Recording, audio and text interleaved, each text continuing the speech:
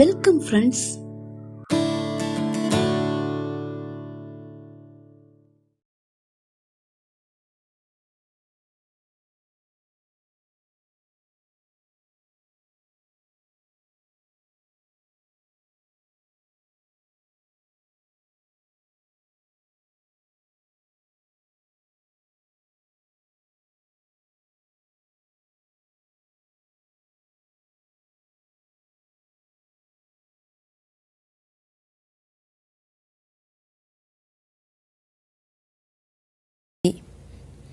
அன்று ஒரு ஞாயிற்றுக்கிழமை, பாரதி கோபியின் நிச்சயதார்த்த நாள். மிகவும் நெருங்கிய உறவினர்கள் மட்டுமே அழைக்கப்பட்டிருந்தனர். பாரதி ஒரு தேவதை போல் சர்வ அலங்காரங்களுடன் காட்சி தந்தாள். கோபியின் கண்கள் அவளை சுற்றி சுற்றியே வந்தது. நிச்சயதார்த்தம் முடிந்து உறவினர்கள் அனைவரும் விடை பெற்றிருந்தனர். மச்சான், நிச்சயதார்த்தம் முடிஞ்சிடுச்சு, கல்யாணத்தை எப்போ வச்சுக்கலாம் என்று ராஜாவின் அப்பாவிடம் கேட்டார் மாமா. என்ன மச்சான் இது, நீங்கள் தானே சொன்னீங்க 5 வருஷம் முடிஞ்சு கூட கல்யாணத்தை வச்சுக்கலான்னு. அது என்னவோ உண்மைதான் மச்சான், ஆனால் கோபி வர்ற ஜூலையில் கனடா போகிறான். அதனால் கோபி என்ன சொல்கிறான்னா, அவங்க கல்யாணத்தை நடத்தி வச்சுட்டா பாரதியையும் தன்னோட கனடா அழைச்சிட்டு போயிடுவானாம். அவளை அங்கேயே படிக்க வைக்கலான்னு சொல்கிறான். மச்சான், 5 வருஷம் முடிஞ்ச கல்யாணம் போதும்னு தான் பாரதி சொன்னா. மாமா, நான் வேணா பாரதி கிட்ட பேசி பார்க்குறேனே என்று இடைமறித்தான் கோபி. சரி, நீ வேணா பேசி பாருப்பா. அவர்கள் பேசிக்கொண்டு இருக்கும்போது நிச்சயதார்த்த புடவையை மாற்றிவிட்டு ஒரு அழகான சுடிதார் அணிந்து அங்கு வந்தாள் பாரதி. மச்சான், பாரதி கிட்டேயே கேட்டு பார்க்கலாமே என்றார் மாமா. என்ன விஷயம் மாமா என்று புரியாமல் கேட்டாள் பாரதி. பாரதி, நான் ஜூலையில் கனடா போகிறேன். அதுக்கு முன்னாடி நம்ம கல்யாணத்தை நடத்தி வச்சா உன்னையும் கனடா கூட்டிகிட்டு போயிடுவேன். உன்னை அங்கேயே படிக்க வைக்கலான்னு நான் ஆசைப்படுறேன் என்றான் கோபி. பாரதியின் முகம் சட்டென்று மாறியது. என்ன திடீர்னு முடிவெல்லாம் மாத்துறீங்க என்று கேட்டாள். முடிவெல்லாம் மாறல பாரதி, உன்னை கனடாவில் படிக்க வைக்கணும்னு எனக்கு தோணிச்சு, அதனால தான் அப்படி சொன்னேன். உனக்கு விருப்பம் இல்லைன்னா பரவாயில்ல, நீ எப்போ கல்யாணத்தை வச்சுக்கலான்னு சொல்கிறியோ அது வரைக்கும் காத்திருக்க நான் தயாராக தான் இருக்கேன். பாரதி மௌனமாக நின்றாள். என்ன பாரதி, பேசாமல் இருக்க? உன்னோட நல்லதுக்கு தானே கோபி சொல்கிறான். மேல் படிப்பை கனடாவில் படிக்கிறது ரொம்ப பெருமையான விஷயந்தானே. அத்தை தன் கருத்தை கூறினார். இல்லை அத்தை, நான் இன்னும் ஒரு 2-3 வருஷம் என்னோட வீட்டில் மகளாக தங்கையாக மட்டுமே இருக்க ஆசைப்படுறேன். அங்கு ஒரு பேரமைதி நிலவியது. சரி பாரதி, உனக்கு பிடிக்கலனா வேண்டாம் என்று வருத்தத்தோடு கூறினான் கோபி. இரு கோபி, அவசரப்படாத என்று ரஞ்சித் இடைமறித்தான். பின் பாரதியை ஏறிட்டான். பாரதி, உன் மேலே நாங்கள் எல்லாருமே உயிராக தான் இருக்கோம். 2-3 வருஷம் முடிஞ்சாலும் நீ கோபியை கல்யாணம் பண்ணி எங்களை விட்டு பிரிஞ்சு போய் தான் ஆகணும். இப்போ முன்ன மாதிரி இல்லை. நினச்ச நேரத்தில் நினைக்கிற ஆளோட முகத்தை பார்த்தே பேசலாம். உன்னை பிரிய வருத்தமாக தான் இருக்குது. ஆனால் உன்னோட படிப்பு, அதை நினச்சா நீ கோபியை உடனே கல்யாணம் பண்ணிக்கிறது தான் சரின்னு தோணுது. பாரதி வருத்தத்தோடு வீட்டாரை நோக்கினாள். ராஜா எழுந்து பாரதியின் அருகில் வந்தான். அவள் தோளை பற்றி தன்னுடன் சேர்த்து நிறுத்தினான். பாரதி, அண்ணன் சொல்கிறது தான் சரின்னு எனக்கும் தோணுதுமா. உன்னோட படிப்பு தான் உனக்கு முக்கியம். நாங்களும் அதை தான் விரும்புகிறோம். நீ என்ன சொல்கிற? பாரதியின் கண்கள் கலங்கியது. உங்கள் எல்லாருக்கும் சம்மதம்னா எனக்கும். வார்த்தைகள் பாதியில் முறிந்தன. பாரதி அழுதாள். ஏய் பாரதி என்று ராஜா கண்கள் கலங்க அவளை தன்னோடு சேர்த்து அணைத்து கொண்டான். ரஞ்சித்தும் எழுந்து பாரதியின் அருகில் வந்தான். டேய் ராஜா, எனக்கு ஒரு சந்தேகம். உண்மையாகவே நம்ம பாரதி சண்டை போட்டு தான் பிளாக் பெல்ட் எடுத்தாளா இல்லை சும்மா ஒரு பெல்ட்டை எடுத்து அவள் கையில் கொடுத்து விட்டுட்டாங்களான்னு எனக்கு சந்தேகமாக இருக்குது.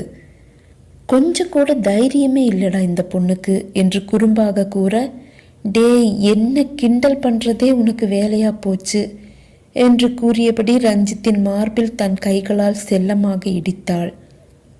ரஞ்சித் அவளை தன்னோடு சேர்த்து அணைத்தான். அவன் கண்களும் கலங்கியிருந்தது. அப்போதுதான் பாரதி பிளாக் பெல்ட் எடுத்திருப்பதை கோபியும் வீட்டாரும் அறிந்தனர். என்ன, பாரதி பிளாக் பெல்ட் எடுத்திருக்காளா என்று வியந்தபடி கேட்டான் கோபி. என்ன கோபி, பயந்துட்டியா? கல்யாணத்தை நிறுத்திடலாமா என்று ரஞ்சித் குறும்பாக கேட்டான். பயம் எல்லாம் எதுக்கு, அது ஒரு தற்காப்பு கலை தானே என்று கோபி புன்னகையுடன் கேட்டான். ஆமாம் கோபி, பெண்கள் சில சமயம் தனிமையில் இருக்க வேண்டிய கட்டாயம் இருக்கு. அப்போ அவங்க பாதுகாப்பாக இருக்கணும். அதனால தான் பாரதிக்கு கராத்தே கற்றுக் கொடுத்தோம் என்றார் அப்பா. சரி மச்சான், கல்யாணத்தை எப்போ வச்சுக்கலாம் என்றார் மாமா. அப்பா, எனக்கு அடுத்த வாரம் சிவில் சர்வீஸ் எக்ஸாம் இருக்குது. நான் அதில் பாஸ் ஆனால் டெல்லியில் ட்ரைனிங் இருக்கும். அதையெல்லாம் பார்த்து கல்யாணத்துக்கு நாள் குறிங்கப்பா என்றான் ராஜா. அதுவும் சரிதான், என்ன ஆனாலும் கோபி கனடா போகிறதுக்கு முன்னாடி கல்யாணத்தை முடிச்சிடலாம் என்றார் அப்பா. சரி மச்சான், ரொம்ப சந்தோஷம் என்றார் மாமா. அனைவரின் முகமும் மகிழ்ச்சியில் பிரகாசித்தது. அன்று ஒரு சனிக்கிழமை. பாரதியும் சந்தியாவும் சந்தியாவின் வீட்டில் ஒன்றாக அமர்ந்து பாட புத்தகத்தை புரட்டி படித்து கொண்டிருந்தனர். ஆனால் சந்தியா ஏதோ யோசனையோடு பாரதி கூறுவதை எதையும் கவனிக்காமலேயே அமர்ந்திருந்தாள். ஏய் சந்தியா, உனக்கு என்ன ஆச்சு? கொஞ்ச நாளா நீ சரியில்லையே என்று சந்தியாவின் கவனத்தை தன் பக்கம் திருப்பினாள் பாரதி. பாரதி, நீ சொல்கிறது உண்மைதான். என்னோட மனசில் ஒரு பெரிய குழப்பம், அதனால தான். என்ன அப்படி பெரிய குழப்பம்? என்கிட்ட சொல்லு, நான் தீர்த்து வைக்கிறேன். குழப்பமே உங்ககிட்ட சொல்லலாமா வேண்டாமான்றது தான். என்ன சொல்கிற நீ? ஆமாம் பாரதி, உன்னோட மாமா பையன் நல்லவர் இல்லைன்னு எனக்கு தோணுது. அதை எப்படி உங்ககிட்ட சொல்கிறதுன்னு தான் யோசிச்சுட்ருக்கேன். ஏய் சந்தியா, குழப்பாமல் விஷயத்த சொல்லு. நான் உன்னோட மாமா பையனை எங்கேயோ பார்த்துருக்கேன்னு சொன்னேன்ல. ஆமாம். உனக்கு என்னோட பெரியம்மா பொண்ணு கோகிலாவை தெரியும் தானே? ஆமாம். போதை மருந்துக்கு அடிமையாகி ட்ரீட்மெண்ட் எடுத்து குணமானவங்க தானே? கல்யாணம் பண்ணி மும்பையில் போயிட்டாங்களே, அவங்களுக்கு என்ன பிரச்சனை? போதை மருந்துக்கு அவங்க அடிமையானதால தான் பாதியிலேயே அவங்க படிப்பை நிறுத்தி கல்யாணம் பண்ணி வைக்க வேண்டிய கட்டாயம். அது உனக்கு தெரியுமே. ஒரு நாள் ஒரு ஃப்ரெண்டை பார்க்கணுன்னு துணைக்கு என்னையும் கூட்டிகிட்டு போனாங்க.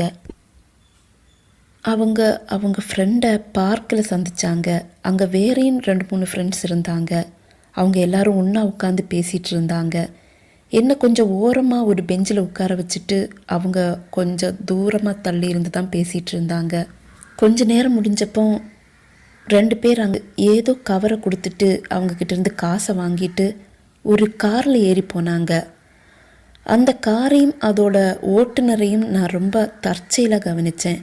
அவர் ரொம்ப அழகாக இருந்ததால் நான் கொஞ்ச நேரம் அவரை பார்த்து ரசிச்சுட்டு இருந்தேன். அப்போ தான் அந்த 2 பேரும் அந்த காரில் ஏறி போனதை என்னால் பார்க்க முடிஞ்சது. அது வேற யாரும் இல்லை பாரதி, உன்னோட மாமா பையன்தான். அதுக்கப்புறம்தான் அந்த 2 பேரும் போதை மருந்தை விற்க வந்தவங்கன்னு எனக்கு தெரிஞ்சது. நீ என்ன சொல்கிற சந்தியா? நீ நல்லா இருக்கணும் பாரதி. நீ உன்னோட மாமா பையன்கிட்டயே இதை பற்றி விசாரிச்சு பாரு என்று சந்தியா கூறினாள். பாரதி சிறிது நேரம் யோசனையில் ஆழ்ந்தாள். சரி சந்தியா, நான் வீட்டுக்கு புறப்படுறேன். போகிற வழியில் அவர்கிட்ட நீ சொன்ன விஷயத்தை பற்றி விசாரிச்சுட்டு போகிறேன். சரி பாரதி, ரொம்ப கவனமாயிரு. சரி சந்தியா என்று கூறிவிட்டு பாரதி தன் காரில் ஏறி புறப்பட்டாள். சிறிது தூரம் சென்ற பின் அங்கிருந்த ஒரு சிறு ஹோட்டலில் ஏறினாள். கோபியின் ஐடி கம்பெனி அதன் அருகில்தான் இருந்தது. தன் செல்லை எடுத்து கோபியை அழைத்தாள். அடுத்த 5 நிமிடத்தில் கோபி அந்த ஹோட்டலில் இருந்தான்.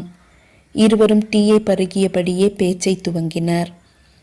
என்ன பாரதி, இப்படி திடீர்னு சர்ப்ரைஸ் எல்லாம் கொடுக்குற? திடீர்னு என்ன பார்க்க வந்திருக்க, என்ன விஷயம்? ஒரு சின்ன சந்தேகம், அதை உங்களால் மட்டும்தான் தீர்த்து வைக்க முடியும், அதனால தான் நான் உங்களை பார்க்க வந்தேன் என்றாள். என்ன சந்தேகம் பாரதி? எனக்கு தெரிஞ்சா கண்டிப்பாக தீர்த்து வைக்கிறேன் என்று ஆவலுடன் அவள் முகத்தை பார்த்து கேட்டான்.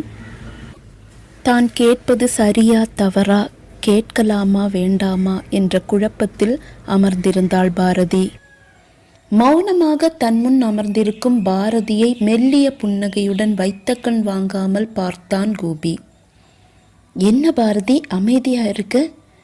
என்ன சந்தேகம் உனக்கு என்று புன்னகை மாறாமல் கேட்டான் கோபி.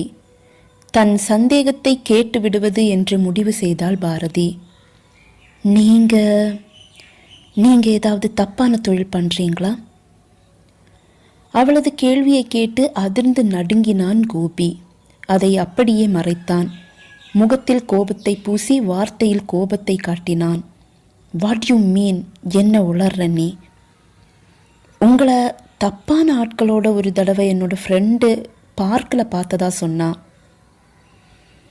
அதை கேட்டதும் அதிர்ந்து போனான் கோபி. இல்லை என்று மறைத்தால் தப்பாகிவிடும் என்று அவன் மனதில் தோன்றியது.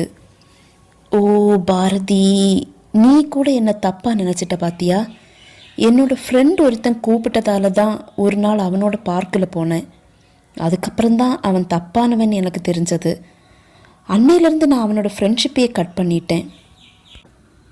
வார்த்தையிலும் பார்வையிலும் காதல் என்னும் தேனை தடவி இருந்தான் கோபி. அதன் போதையில் பாரதியும் மயங்கிதான் போனாள்.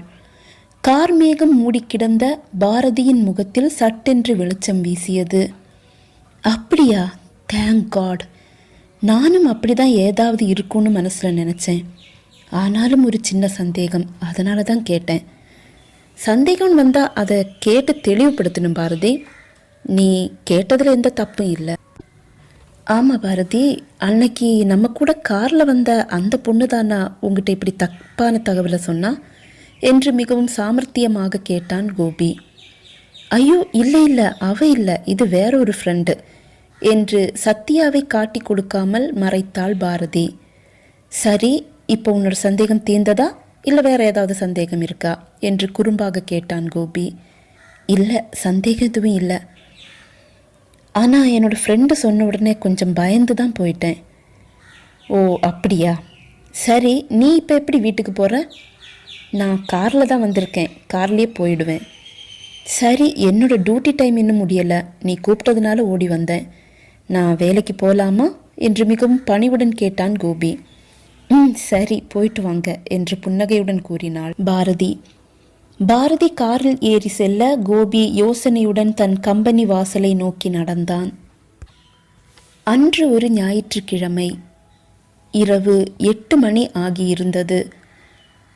பாரதியும் சந்தியாவும் ஒரு தோழியின் பிறந்தநாள் விழாவிற்கு சென்றுவிட்டு பாரதியின் காரில் வீட்டிற்கு திரும்பும்போது சட்டென்று சாலையை ஒரு பெண் ஓடி கடந்து செல்ல முயல பாரதி தன் காரை பிரேக் இட்டு நிறுத்தினாள். ஆனாலும் லேசாக பாரதியின் கார் அந்த பெண்ணின் மீது மோத அந்த பெண் நிலை தடுமாறி சாலையில் விழுந்தாள். பாரதியும் சந்தியாவும் கோபத்துடன் காரிலிருந்து இறங்க அந்த பெண்ணை துரத்தியபடி வாட்டசாட்டமான 3 ஆண்கள் ஓடி வருவதை இருவரும் கண்டனர்.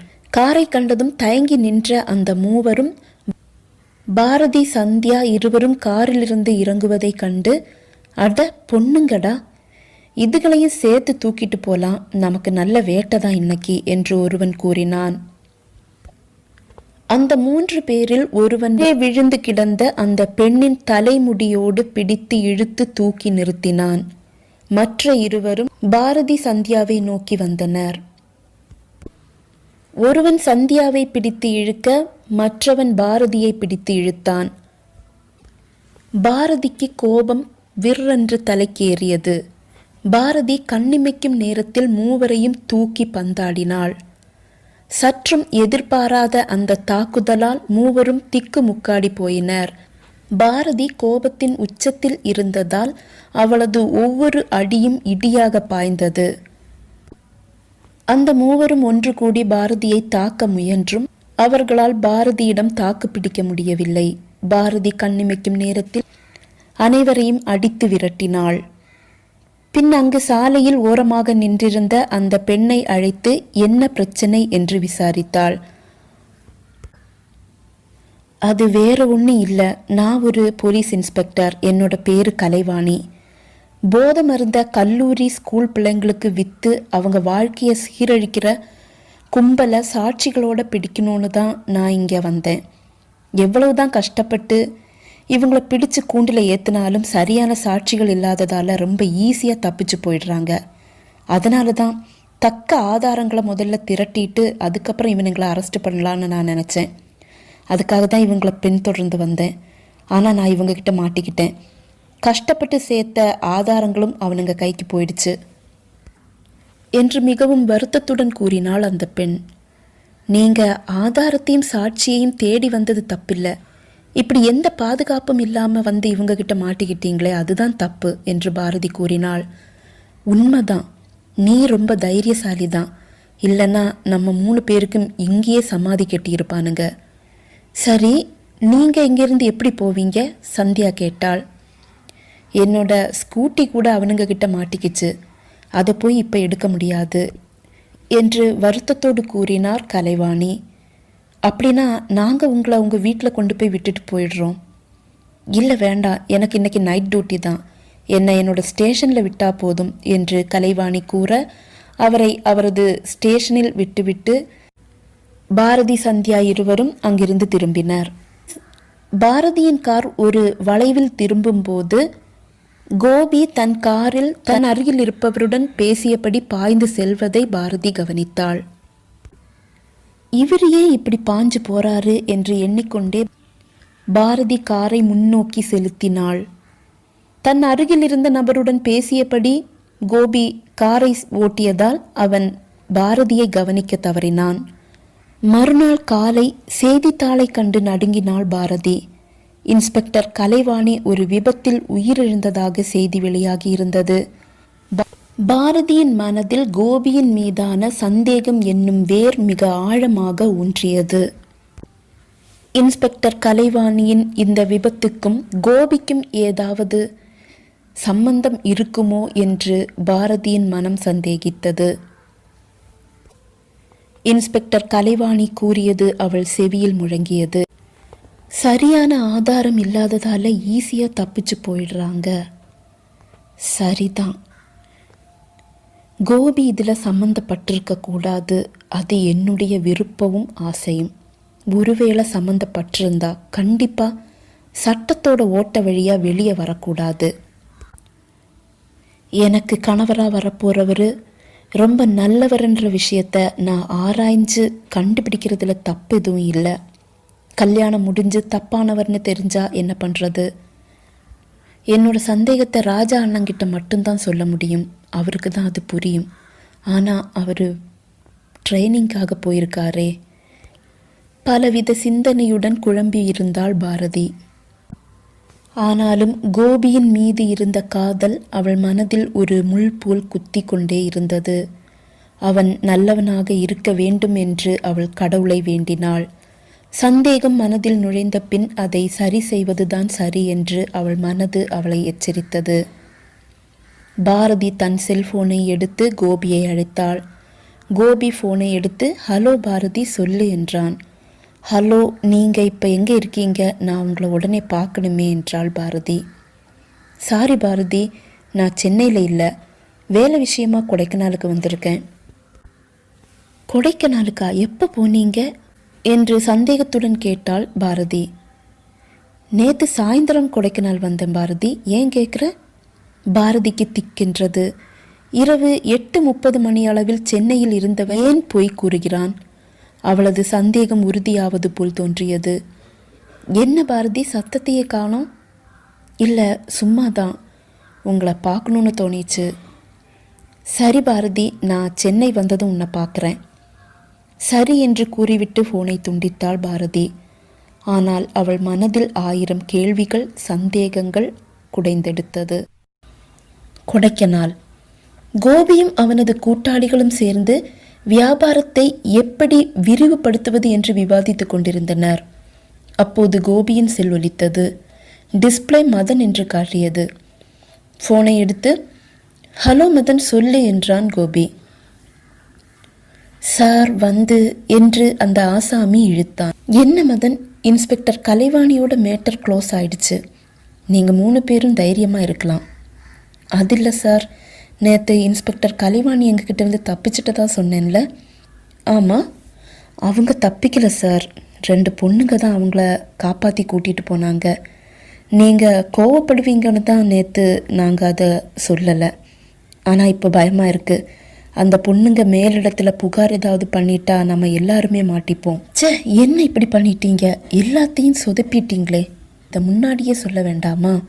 சரி, அந்த பொண்ணுங்க பற்றி ஏதாவது தகவல் தெரியுமா? நாங்கள் அவங்க ஃபோட்டோவை எடுத்து வச்சுருக்கோம், வாட்ஸ்அப்பில் சென்ட் பண்ணுறோம், நீங்கள் பாருங்கள். சரி, அதை உடனே சென்ட் பண்ணுங்க என்று கோபமாக கூறிவிட்டு ஃபோனை துண்டித்தான். வாட்ஸ்அப்பில் தனக்கு வந்த புகைப்படத்தை கண்டு அதிர்ந்தான் கோபி. பாரதி என்று முணுமுணுத்தான்.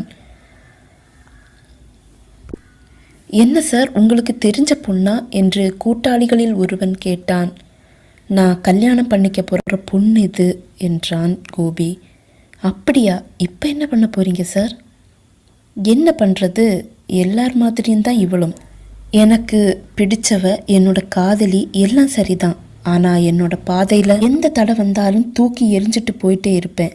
எனக்கு பணம் தான் முக்கியம், மற்றதெல்லாம் அப்புறம்தான் என்று கூறிக்கொண்டே தன் செல்ஃபோனை எடுத்து ஏதோ நம்பருக்கு அழைத்தான். ஹலோ மதன், நீங்கள் ஃபோட்டோ அனுப்பின பொண்ணை பற்றின எல்லா விவரத்தையும் நான் சொல்கிறேன். நீங்கள் அவங்க 2 பேரையும் ரொம்ப க்ளோஸாக வாட்ச் பண்ணுங்க. எதுவாக இருந்தாலும் உடனுக்குடனே எனக்கு தகவல் அனுப்பி வைங்க. ஓகே சார் என்று மறுமுனையிலிருந்து பதில் வந்தது. கோபி பாரதியை பற்றிய எல்லா விவரங்களையும் கூறிய பின் ஃபோனை துண்டித்தான். இதே நேரம் பாரதி தன் மனதில் திடமான ஒரு முடிவை எடுத்திருந்தாள். அவள் தன் அப்பாவின் அருகில் வந்தாள். பாரதியை கண்டதும், என்னம்மா ஸ்கூலுக்கு போகலையா என்று கேட்டார் அப்பா. போகணும்ப்பா. அப்பா, என்னோட ஃப்ரெண்டு சந்தியாவோட அப்பா அம்மா அவங்க சொந்த ஊருக்கு ஒரு கல்யாணத்துக்கு போகிறாங்க. சந்தியாவோட நான் 2 நாள் அவங்க வீட்டில் தங்கட்டுமா என்று கேட்டாள் பாரதி. நீ எதுக்காக அவங்க வீட்டில் தங்குற பாரதி? சந்தியாவை நம்ம வீட்டுக்கு கூட்டிகிட்டு வா என்றார் அப்பா. இல்லைப்பா, இன்னும் 2 ஃப்ரெண்ட்ஸு சந்தியா வீட்டுக்கு வராங்க. நாங்கள் ஒன்றா உட்காந்து படிக்கலான்னு நினைக்கிறோம் என்று தயங்கியபடி பாரதி கூற, அனைத்தையும் கேட்டுக்கொண்டிருந்த அம்மா குறுக்கிட்டார். வேண்டாம் பாரதி, அது சரியாகாது. நீ யார் வீட்லேயும் தங்க வேண்டாம் என்று அம்மா உறுதியாக கூறினார். பாரதியின் முகத்தில் சோகம் படிந்தது. என்னம்மா இது, அவள் 2 நாள் ஃப்ரெண்ட்ஸோட டைம் ஸ்பெண்ட் பண்ணலான்னு ஆசைப்படுறா. அவள் தான் போயிட்டு வரட்டுமே என்று பாரதிக்கு பரிந்து பேசினார் அப்பா. தேங்க்யூப்பா என்று அப்பாவை கட்டிப்பிடித்து முத்தம் கொடுத்தாள் பாரதி. அம்மா, உங்களுக்கும் ஓகே தானே என்று கேட்டுக்கொண்டே அம்மாவின் கன்னத்திலும் முத்தமிட்டாள். சரி, போயிட்டு வா என்று அம்மா புன்னகையுடன் கூறினார். ஓகே, தேங்க்யூம்மா என்று துள்ளி குதித்தபடி அவள் தன் அறைக்கு வந்தாள். தன் உடைகள் 1-2 எடுத்து ஒரு சிறு பேக்கில் வைத்துக்கொண்டு புறப்பட்டாள். தனக்கு நடக்கப் போகும் விபரீதத்தை அறியாமல் தன் முடிவை தேடி பாரதி தன் காரில் பயணித்தாள். கொடைக்கானலுக்கு வரும் வழியில் கோபியை பலமுறை தொடர்பு கொண்டு அவன் இருக்கும் இடம் பற்றி விசாரித்தாள். அவன் சந்தேகத்துடன் ஏன் கேட்கிற என்று கேட்டபோது, சும்மா கொடைக்கானலை பற்றி தெரிஞ்சுக்க தான் கேட்டேன் என்று சமாளித்தாள். அவளது கேள்வி சந்தேகத்திலிருந்து பிறக்கிறது என்று அறிந்த கோபி அவள் என்ன செய்து விடுவாள் என்ற எண்ணத்தில் தான் இருக்கும் இடம், தான் செல்லும் இடம் எல்லாவற்றையும் விளக்கமாகவே கூறினான். பாரதி கொடைக்கானலை அடைந்தாள். அங்கு ஒரு பெண்கள் விடுதியில் அறை எடுத்து தங்கினாள். அதன் பின் கோபி செல்லும் இடங்களுக்கு சென்று கோபியை பற்றி விசாரித்தாள். அவனை பற்றி தப்பான எந்த தகவலும் பாரதிக்கு கிடைக்கவில்லை. யாரோ எதையோ சொல்லிக் கொடுத்தது போல் அனைவரும் ஒரே மாதிரியான பதிலை தான் கூறினார்கள். அப்படி ஒரு சந்தேகம் பாரதியின் மனதில் தோன்றதான் செய்தது. மறுநாள் கோபியின் உண்மையான நிலையை அறிய வேண்டும் என்ற எண்ணம் பாரதியின் மனதில் மேலோங்கியது. அவள் கோபியை அவன் அறியாமல் பின்தொடர முடிவு செய்தாள்.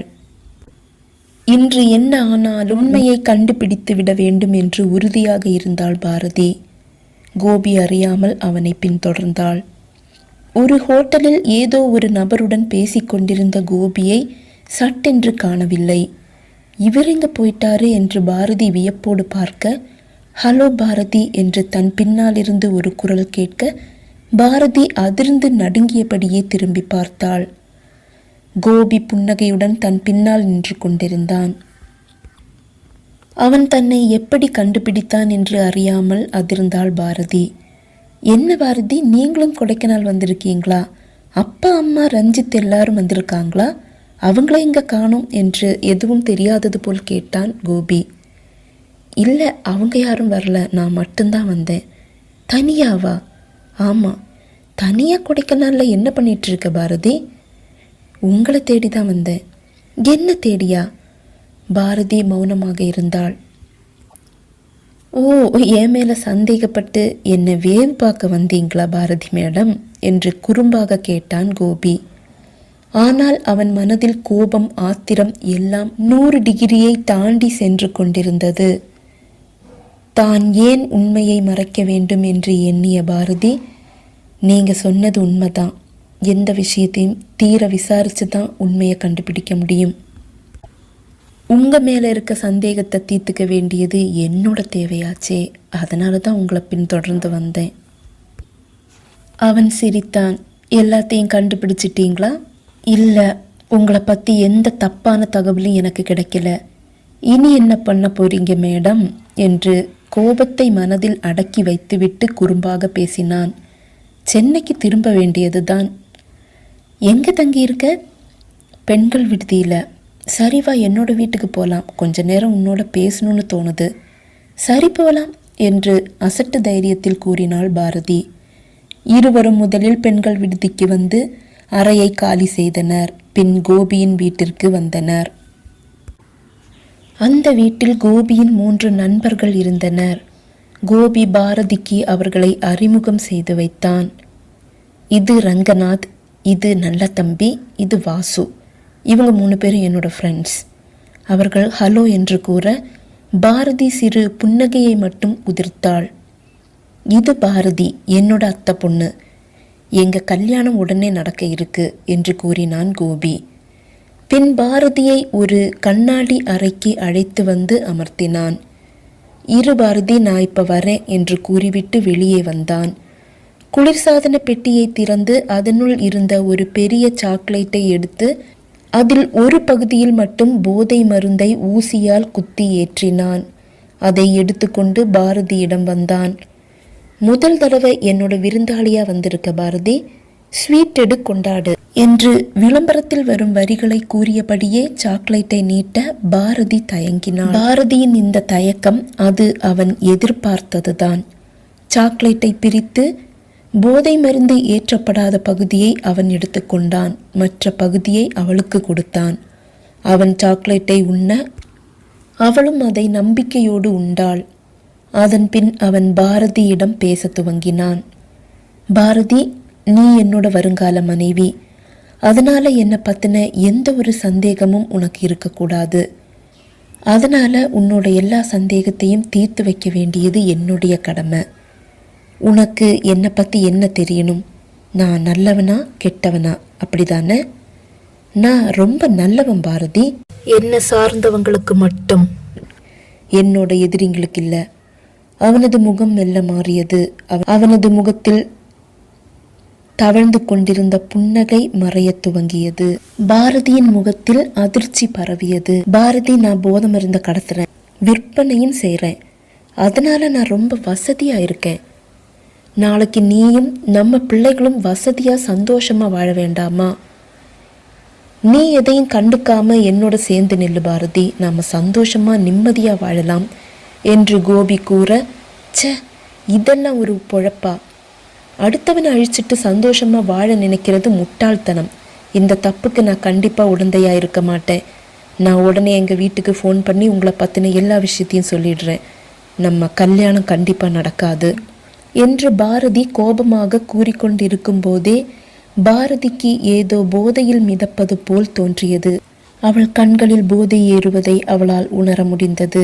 அவளது வார்த்தைகள் தடுமாறத் துவங்கியது.